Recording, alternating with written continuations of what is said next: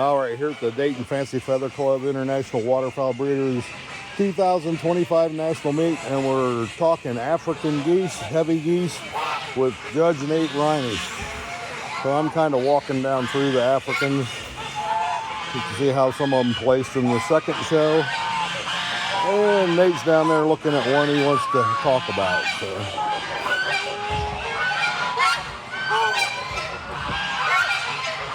There was a reserve heavy, reserve a bratty, reserve a breed. Third. And you can see there's a whole row of African geese. Probably one of the larger classes. Did you find one, Nate? Found a couple. Okay, that was reserve in the second show. That one was reserve a breed. This one looks like it was best a breed. Best heavy. What do you like about him or dislike? Or? Well, a lot of people forget when you start looking at the scorecard on geese. You know, the body is where a majority of your points lie. The Africans are supposed to be a longer-bodied and deep-bodied bird. And of course, it's supposed to balance with the length and thickness of neck, and also have some station to them as well. Nothing quite like the Chinese to that extreme, but they are supposed to have that more prominent and proud station to them. And I think something that a lot of people always wonder, the bigger thing with Africans is the knobs and the heads. You need to have depth of skull, width of skull. And we also like to talk a lot about the dewlaps. There's probably a couple geese here that are a little past their prime when you look down the aisles, and they don't have that half moon, that half circle. Yeah, kind of like that one's got more of Yeah, he's got more of that correct shape from the base of the bill right to that upper part of the neck. Whereas some of these, they're getting really pendulous. They're getting, I call them sloppy. I don't think there's any bird here that's really that sloppy. where they fold and Right. yeah. They're just a little past their prime, in my opinion. And the other thing would be that knob and the bill. A lot of times the Africans, people talk about that Roman bill because they do have that more slight curve. It's a strength in the bill and very placed strong, firmly, and stout with the head. Yeah, this one might. And now the knobs, when you go ahead and you look at this bird on his knob, the knobs on a Chinese and the knob on an African is not the same. The description in the standard for an African talks about the knob protruding forward, whereas the Chinese is much more of a rounded. Like it's sitting on top of their head. Yeah, Yep. and I hear it.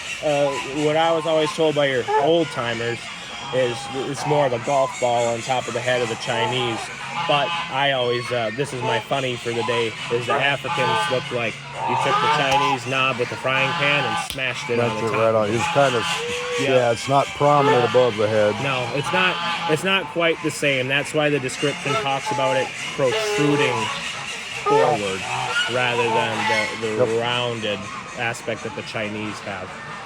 There was a... How about coloring? I noticed Coloring. there's some variations in coloring in Africans. Yeah. Kind of fine-tune what you're looking for as you're going along for the right color. I know it's, 30 points, or roughly 30 points on the scale. So leg color, of course, leg color in geese is only worth a couple of points. But the reality is, to me, it's still important. You still see a lot of birds with pink legs, whereas it should be orange. When you're talking about the plumage color, these brown Africans, I think there's some pretty good examples of that brown color that we're looking for, but they're supposed to be laced. And there are issues where some are pretty dull, and usually that's due to a lack of lacing. Then you also get some instances, not to dock anybody's bird, but compared to, say, this bird here, I I actually argue that this color is getting more gray rather not than brown. the brown color. Yep. And that's kind of an something- ashy color. Yeah, that's something that we need to watch out for, that I see a common issue. And of course, they're no different than a lot of other colored birds. They will get faded outside, and waterfowl that's in a barn usually doesn't do very well. They like to be outside, they thrive outside, so that's where you need that shade. And the other thing, I think a lot of birds that are here today haven't molted yet. Yep. There's a handful to me. It looks like they still have older feathers, still pushing those older feathers. And the same thing, especially with the buffs. And the buffs are down here towards the end, but you see a lot of them faded. And now the buffs are supposed to have the caramel colored bill and knob. They're not supposed to be the black. And we don't have any whites here today, unfortunately. Yep. There's some buff ones. But now I like actually the body styles towards these buffs that we have down here, because they have that length. They have the type. Yeah. Right now they don't quite have the depth maybe in the chest and the body, but I think it's early, it's hot. This one looked like a monster to me down here.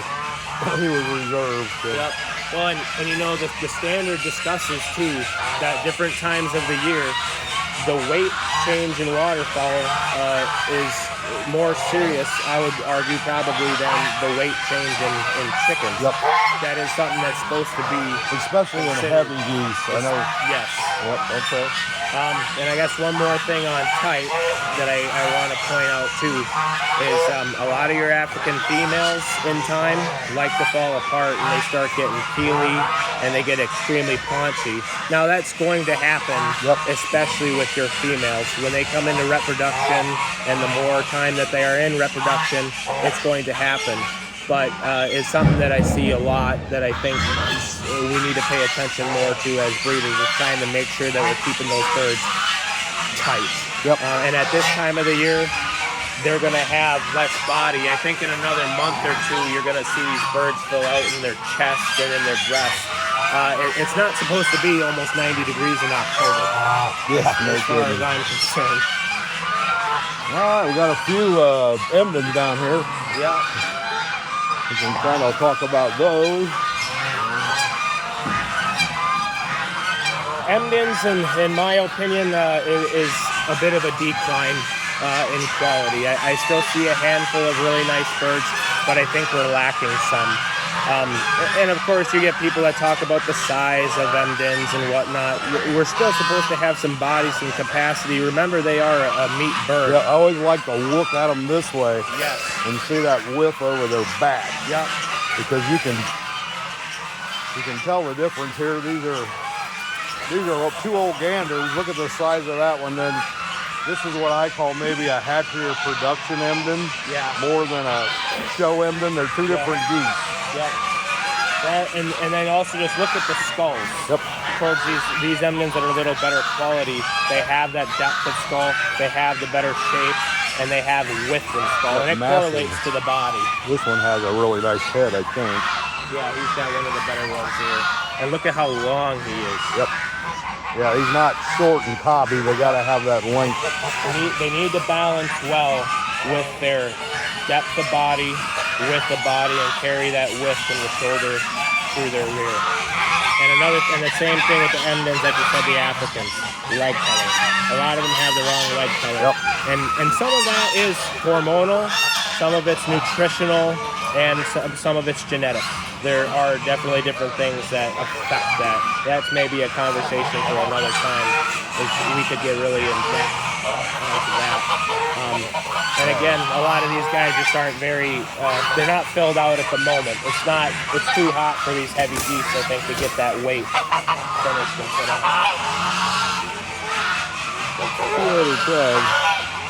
Here's our best to breed Emden. That's probably not the best headed one. Not in my opinion, probably not. But he's got a nice body, but I don't think he has the head of some of the ones we went by. And he's the most filled out. Yep. Which, again, like I said, I can understand why some judges would go that direction when you consider the amount of points that are in the body breast. Yep.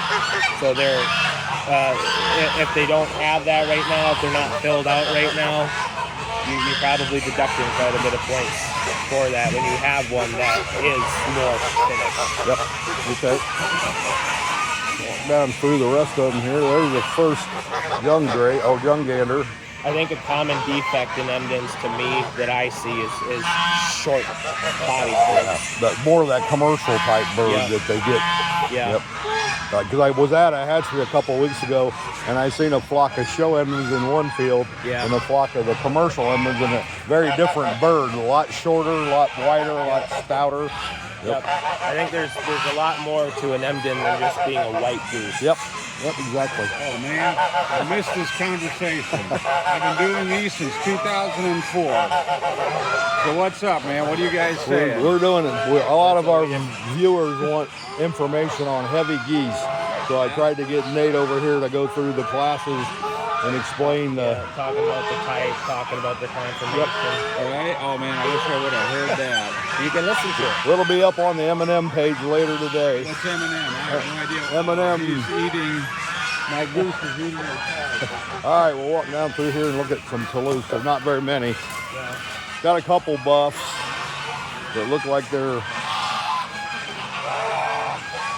Common issue with the buffs is usually they're smaller, usually they're a little shorter.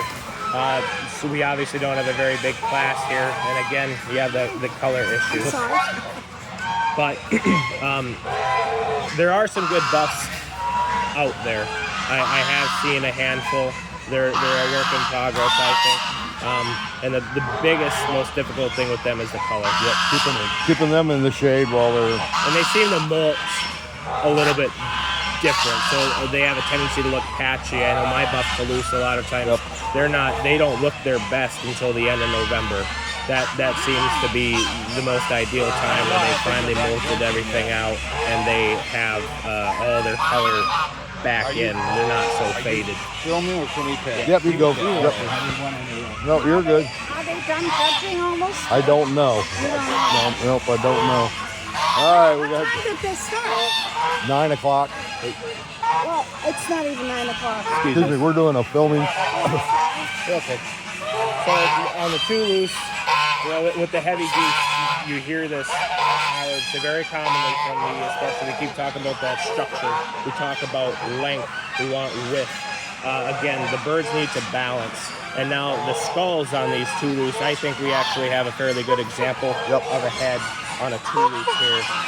And usually they say the older they get, the better heads they get. Yep, the better the heads get. They take time to really finish. Maybe a little controversial topic we can talk about with the Toulouse is the feathering. Yeah, the smooth versus the ruffled. Yeah. So I believe in the standard now they have a portion that is discussing the feather type, and it says that the Toulouse is supposed to be a more loose feathered. I remember listening to the old timers talk about the feathers over the top of the wings and how they were supposed to be more loose rather than tighter fitting smooth feather. Exactly. And I think we actually have some examples of some really decent bodied birds. Like I said, you're looking over their shoulders. That one back there. Yeah. And maybe he doesn't have quite the head that this gander has in front of us, and that might come with time. Color, we talk about that nice the gray color, and they are supposed to be laced. There are probably some in here that are lacking a bit in their lacing. This one down here, I think, has got some pretty good. If I can get out of the sun. Yeah. Over her back. Yeah. And he might be just a bit faded. Yeah. You know, in his color. Again, he might need to molt, or he might have been out in the sun a bit too much. But then, of course, the next big thing is the keels. Yep, I think we got a good example here. Yep. Get around there.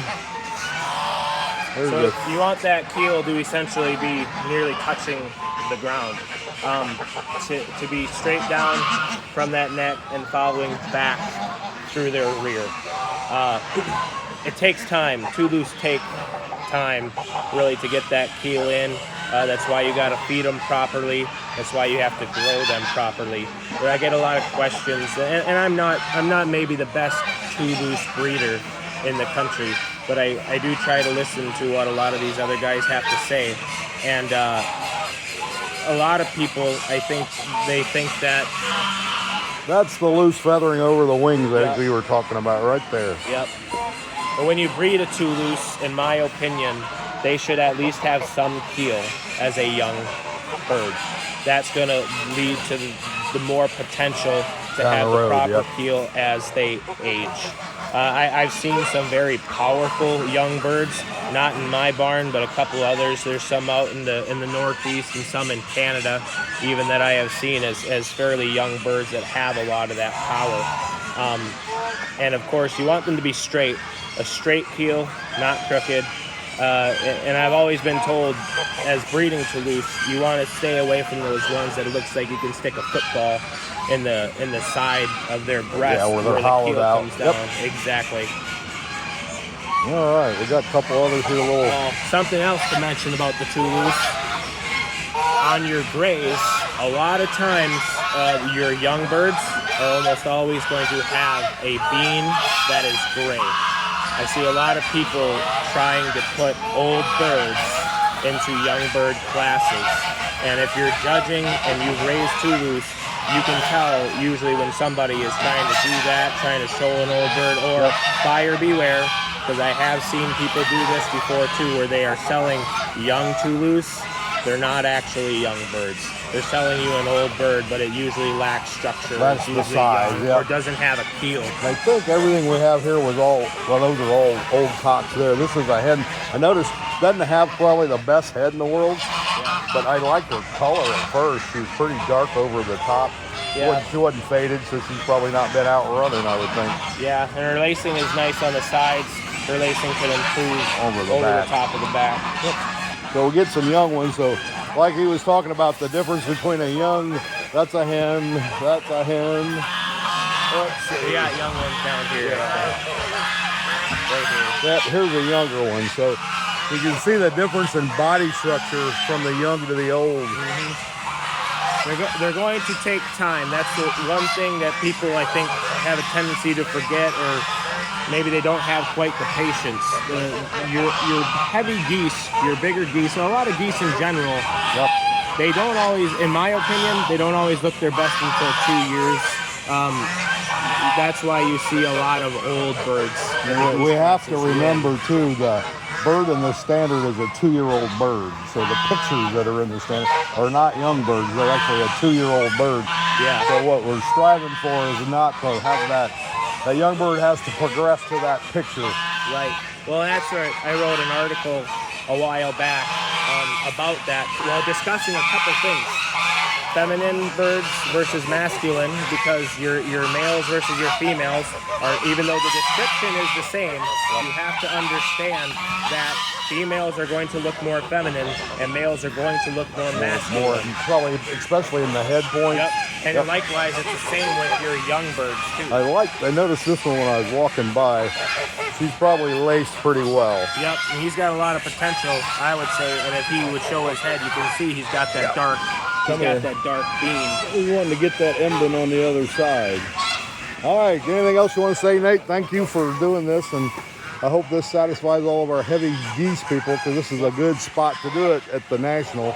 I tried to give you guys a quick brief overview. You know, there's a lot of people out there that are actually pretty educated in geese and heavy geese too, and most of them are pretty willing to talk to you.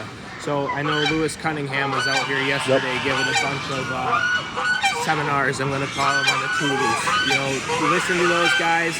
Those guys want to talk to you. All you got to do is come up and ask, and they are going to be more than willing to have the conversation with you. We're hoping to do some more of this at Columbus. We get some time to go over there in the other building and look at some other geese.